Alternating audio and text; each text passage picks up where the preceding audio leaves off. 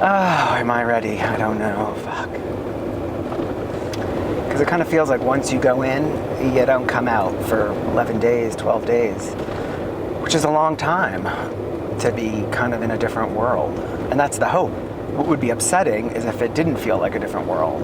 I mean, that's why I've gone all these years. Welcome to a new season of The Intersection. For the last 2 seasons, we looked at the big picture by narrowing our gaze to a single dot on the map, a street corner. We spent a year in the Tenderloin at a corner where an open-air drug market existed alongside a middle school and a health clinic. In Season 2, we headed to an intersection in the middle of Google's headquarters in Silicon Valley.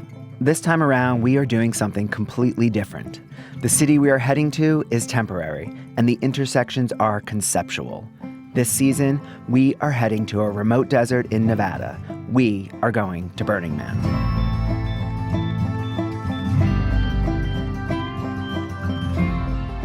I started going to Burning Man in 1996. It's been 4 years since the last time, the longest stretch I've gone without coming here.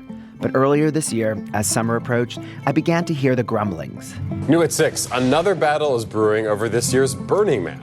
There was talk that the Bureau of Land Management, the BLM, might not renew the permit for the event, which takes place on federal land, or that they might enact some onerous restrictions that would fundamentally change it. The BLM says it wants to put in new security measures for Burning Man. The Bureau of Land Management may require drug screening. More police searches and new barriers. Screenings for weapons and drugs. There were even rumors that this year's Burning Man was in jeopardy. Another alternative, which would cancel the festival completely, has been set aside, according to a BLM representative. People are used to going out on the playa. They would still show up. In the end, just a couple of months before the event, the BLM approved this year's permit, but capped future attendance at 80,000. This got me thinking about another subculture born in the Bay Area, the hippies. When the 50th anniversary of the Summer of Love was celebrated a few years ago, a lot of the folks who were there in '67 had already passed, and those who were still around spent a lot of time correcting the record.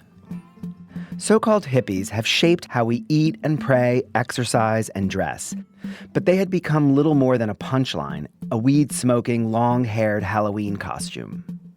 I fear the same could happen to Burning Man, that our story will similarly be misrepresented or minimized. In case you can't tell, I am a self-identified burner, and I do care about its legacy.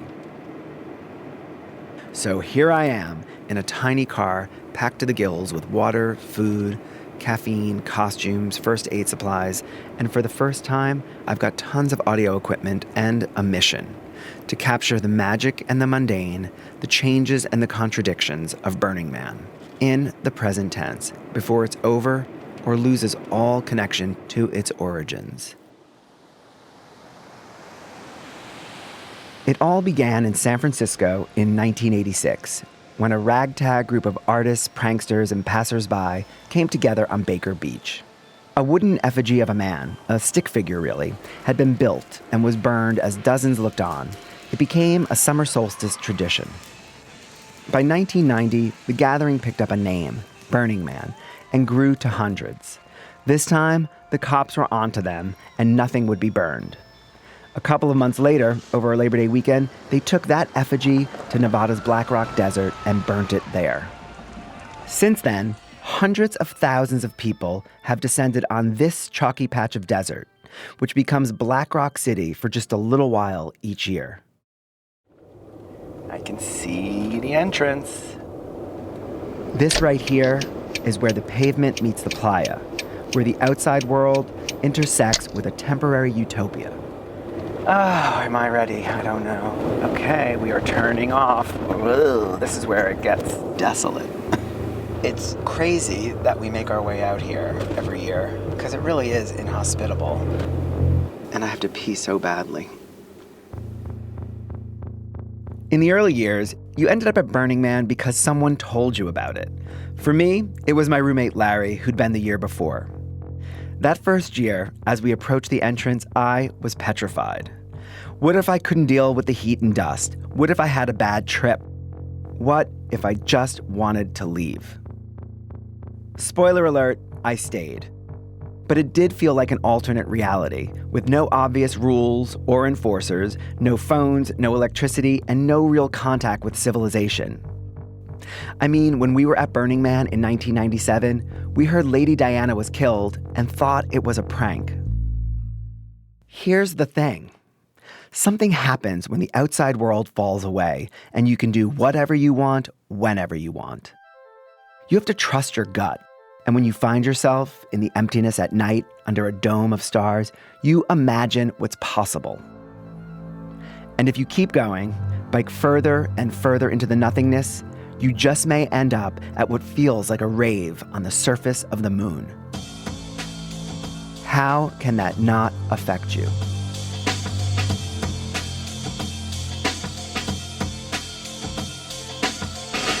I remember returning to San Francisco after that first year and trying to articulate what I'd experienced.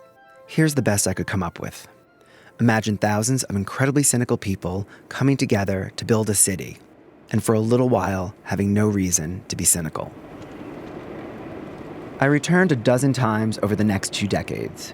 Burning Man became an annual ritual, my personal New Year's, where I checked in, took stock of my life, and, when necessary, course corrected. Stop! You put it in park? I can. Hi. Do you have any plants, animals, firearms, explosives, people stuffed back here? No. No. Alright. Have you been in early before? Yes, not this early, but yeah. Cool. So, work access fast first, please. In the time that I've been attending, the event has grown from 8,000 to 80,000 people. The wooden man at the center has risen from 8 feet to over 100. And base ticket prices have soared from $35 to nearly $500. Everything has been supersized. The art got more ambitious and more intricate, the music louder and just a little more varied. The vehicles mutated from jazzed-up golf carts into multi-million-dollar, fire-spewing behemoths. At the same time, what was originally utter chaos was tamed by a grid of streets and basic infrastructure. What began as a below-the-radar happening became a cultural phenomenon worthy of an exhibition at the Smithsonian. This is the hand you do not wipe with? Do you ask that of everyone? I do. Burning Man is still a magnet for artists, ravers, and radicals. But now, it attracts moguls and models looking for a good time and a gorgeous backdrop for their Instagram feeds. All right, 5 miles an hour on Gate Road. As soon as they're clear to go, you're free to go. Okay. And Media Mecca is open. All right. Bye now. Hold up. Don't go too close. They Okay. might still need to search that vehicle. Okay. Okay, we are in. We will be greeted soon. Population growth came with a healthy dose of the real world. Bikes started to go missing, so we started to lock them up. Tickets became harder to come by as demand outstripped supply, and scalpers got in on the action.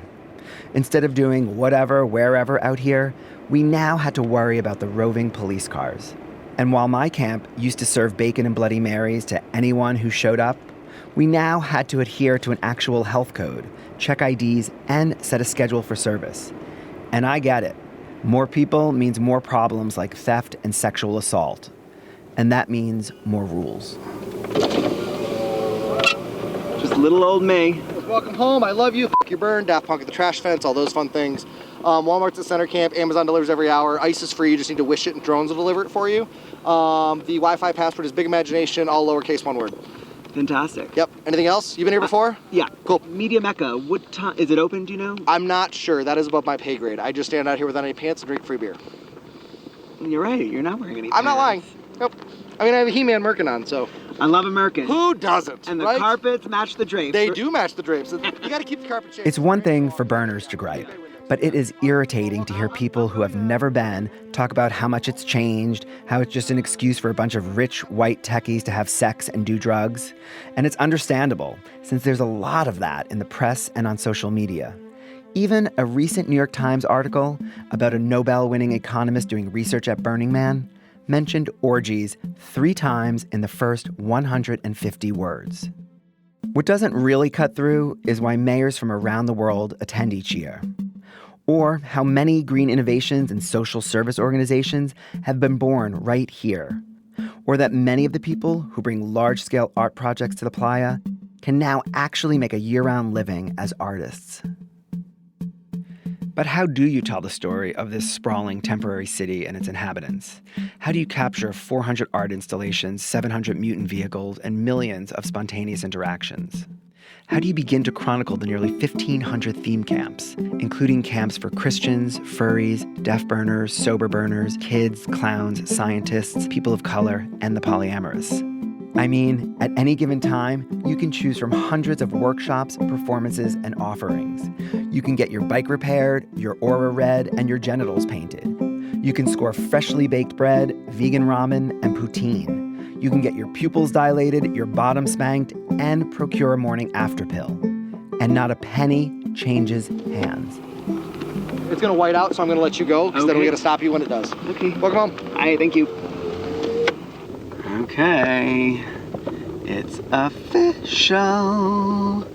We are in. Oh my God, this is hideous. It is dusty as out here. Well, I think I'm gonna sign off for right now and deal with the whiteout. Ugh. Okay, bye for now. So here's the deal. What you're going to hear over the course of the season are the stories that caught my eyes and ears. It is not definitive, but hopefully it's representative. After a bad night's sleep in a borrowed tent, I squeeze into my signature ladybug outfit, hop on a beat-up bike that I keep just for Burning Man, and I head out. I'm going to meet a family that's building a giant peacock art car on the other side of the city. Then I hear the tinkle of nearby piano keys. There's an older gentleman with gray hair and a bushy mustache. He's tuning an old upright, 50 feet away, at the big queer fluorescent camp across the street. What are you up to? About 185 centimeters. I'm just tuning some pianos. I can sniff out pianos pretty well, and I tune them up for people.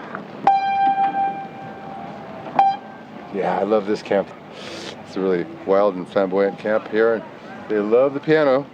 You guys know this one? So tell me who you are. Tell me who you are. I'll tell you who I am. I'm David Boyer. And You're David Boyer. I am. I work with KLW in San That's my Francisco. brother, is David Boyer. Well, I'll be damned. I'm Dan Boyer. They call me Dan the Piano Man. That's an uncanny coincidence there. Yeah. Yeah, give me some skin, man. Yeah. That is really wild. This is what we call playa magic. So how many pianos will you tune when you're out here? Last year I tuned 12 here. Oh, you're the piano guy. Yay, come on back over. You're doing our thing. Yeah, you guys have this facing the sun, which is the cardinal sin, but it's mostly plastic, so it'll take a beating, keep on cheating. Got it for $400 in the Mission. Get out. All right. I said, we should have a piano, and the truck was leaving. I was like, there's still room, we have to get something. Like, let's get a piano. And so I went on Craigslist. That's so fabulous. Yeah. Did you call him? No, he wanders about, finding pianos all over the playa in need of help. That's his jam. No, seriously. No. I know where all the pianos are in here. So if you're a lounge lizard, I could show you where to find those lounges.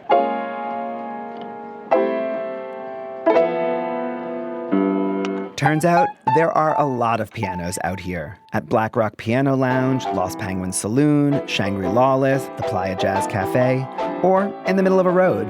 There's even one massive piece of art constructed with the innards of 90 pianos. So what are the elements out here that with a piano? Oh, they don't like dryness. And I just put wet cardboard in there every day. Wet cardboard? Yeah, under the bottom of the piano here is a little trap door, and I just stick wet cardboard in there every day, and it keeps it nice and tight, swelled up. How'd you figure that out? It's physics, you know. What's physics? Yeah, it works. Yeah? Oh my God.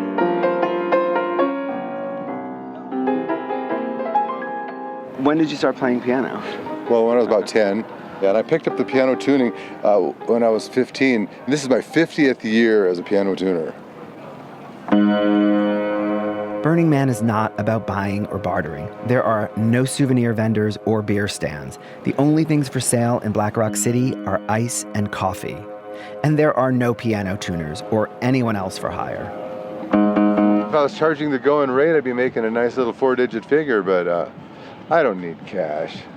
I'm an outdoor dog, and I just don't really use money. I eat about 1,000 calories a day, and prefer camping over being indoors. And my friends are all billionaires and movie stars. I just don't care for that. I just want to run a fast mile, and I just want to survive. I don't know how long we're going to live, but I squeeze more nectar out than a hummingbird, pound per pound. Yeah, it's good here. Wish I could give more.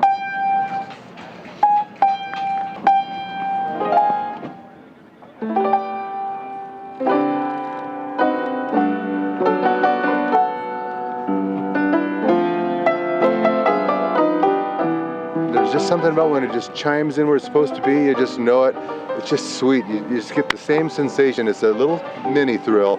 So that's why I just love doing this, just straightening these things out. Okay, I gotta apologize. This won't be a perfect tuning. It's a real quick one, but it's so close. This piano was barely listenable to my ear before. Thank you. Yeah, it's getting good. Here's what I love about this city. Amid the art and electronica, dust and chaos, there's this guy, doing what he loves. A woman who you'll meet later in the season said something that really stuck with me. She said, "People come here to release their gifts." And that's how this place is built, year after year. Yeah. I'm gonna run across you. Will you come by and say hello? You're right over there? Yeah, we're right there. Oh, too cool, Dave. Yeah, please. Come by and meet I will never forget your name. I've never been interviewed. I've never had such an uncanny coincidence. And you're just a cool, charming cat. Ah, got that on tape. Thank you so much.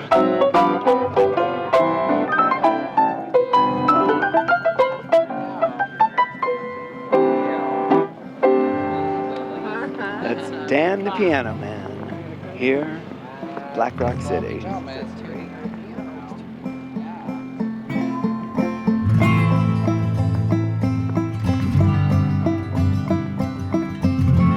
Thanks for listening to the first episode of our new season. On the next episode, we'll get back on track and head toward a giant peacock on the other side of the city. We'll catch up with a family of makers as they rush to finish building an ambitious art car that's in honor of their 91-year-old Nana. So this is a 1997 Honda Civic. My mom drove it for 10 years. She then gave it to my nephew, Cassidy, who drove it for 10 years. And he decided to get a new car, and he said, let's make an art car. And then he came up with the peacock because my mom tells a story about a peacock. Originally, it was going to be a giant penis with feathers, so thank God my aunt got involved. Yep, drill. Dad, do not stand on that board. That board is not supported. You need to be on the edges of it. Yep. Okay. Everybody else who's made an art car was like, don't do it. And what are you thinking right now? I'm thinking they were right. New episodes every other Wednesday. So subscribe to the Intersection podcast wherever you get your audio fix. And if you like what you hear, go on, leave us a review. The Intersection is a co-production of David Boyer and KALW. Jonathan Davis is the associate producer. It's edited by Ben Trefny and Lisa Morehouse and engineered for your listening pleasure by Gabe Graben and Tark Vuda, with theme music from Eric Pearson. And this week we were joined by my tracking coach, Janae Darden, who made me sound, well, you tell me. Until next time, I'm David Boyer, and this is The Intersection.